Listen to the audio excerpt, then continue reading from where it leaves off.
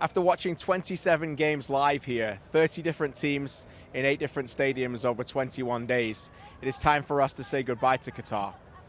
It has been an immense privilege to cover this game for you guys back in Canada and to represent One Soccer out here at the FIFA World Cup.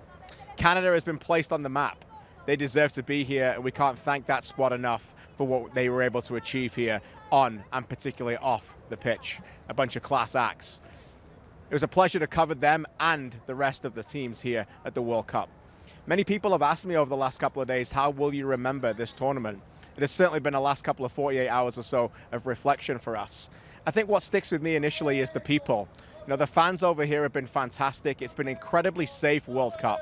A World Cup that many people thought would be very edgy before they got here, but most of the supporters that we've seen and interacted with have been remarkably friendly with a smile on their face. The atmospheres at the games have been fantastic, particularly in the group stages, and that's played a big part. The people on the ground that we continue to meet here, taxi drivers, Uber drivers, people in restaurants, in malls, young children exchanging them with CPL kits and spreading the game in Canada all over the world, from Canada all over the world, has been truly a blessing.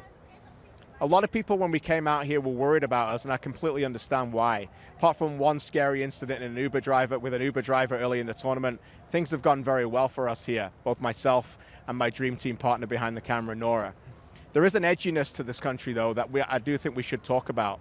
The stadiums have been marvelous, all 8 of them fantastically put together, but being in them, you can't help but feel about the exorbitant cost it took to put them together, financially, and the lives that were lost. That's the legacy of Qatar. Coming in before the games were played and the memories on the pitch created different legacies, that legacy will remain. There is issues with this country.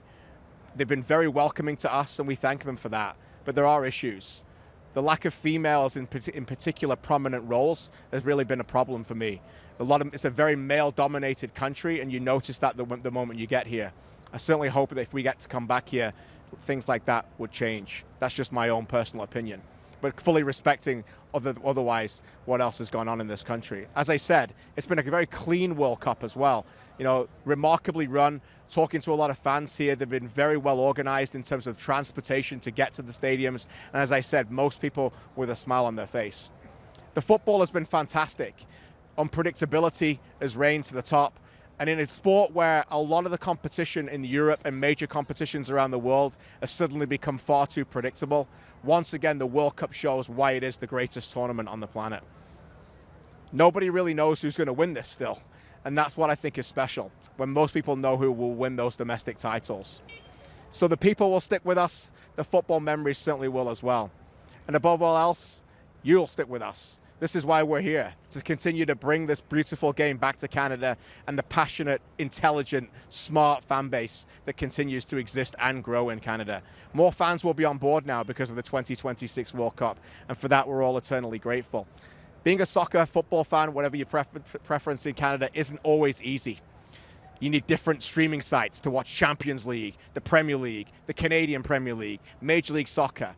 It's a challenge, but we always thank you for doing it, because you love the sport and you know the sport. That's why it's important never to talk down to you. And I can't thank you enough for allowing me to talk to you during this tournament. Now is the time to continue to get behind everything in Canadian soccer. We have a Gold Cup coming up next summer for this very team out here. The Canadian Premier League will kick off again in April, as will Major League Soccer and many other properties across this great country. The women's team and the emergence of a special women's league coming in 2025 is big news. And the women's team go to Australia for a magnificent chance at becoming world champions in their own World Cup in the summer of 2023.